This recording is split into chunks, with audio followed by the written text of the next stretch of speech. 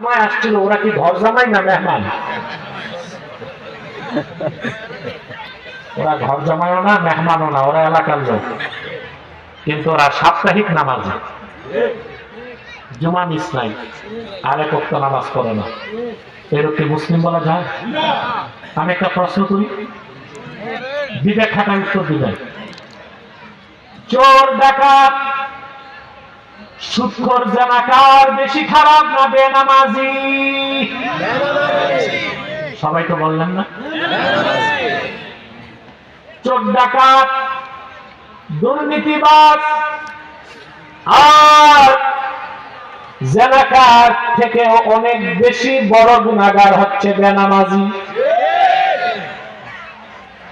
আপনাদের সমাজে দেখা যায় চোর ডাকাতকে আপনারা নেতা বানান না, কিন্তু বেনামাজিকে ঠিকই নেতা বানান। ঠিক না?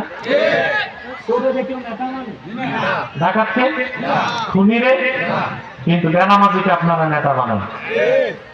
মসজিদ কমিটিতে সভাপতি, সেক্রেটারি পদে কোনো নামাজি নাই, এলাকার বড় সুদখোর আর সাবেক কর্মকর্তা ঘুষখোর।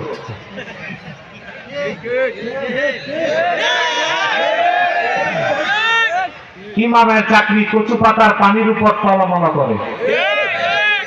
সকালে চাকরি আছে, বিকালে নাই, বিকালে আছে, সকালে নাই। তার সুদখোর, ঘুষখোর আলেমের মর্যাদা দিতে পারে না। নেতৃত্বে আসবে বেনামাজি না নামাজি? মানুষের চরিত্র সংস্কার না করে হাজারো সমাজ গণভোট আর সংবিধান দিয়া দেশকে ঠিক করা যাবে না। এখন দেশে চলছে গণভোট আর সনদ সনদ খেলা। মানুষের চরিত্র সংস্কার করুন, বেনামাজিদেরকে নেতৃত্বে পাঠান।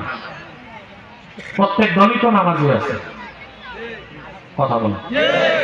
মানুষের প্রত্যেকটা রাজনৈতিক দলে কিছু ইমানদার, কিছু নামাজি আছে। প্রত্যেক দলের লোক যদি তার দলের ইমানদার নামাজি লোকটাকে বেছে নিত, বাংলাদেশটা ঠিক হয়ে যেত। কত কি না? তাহলে যে কথা বলছিলাম, ইমান হচ্ছে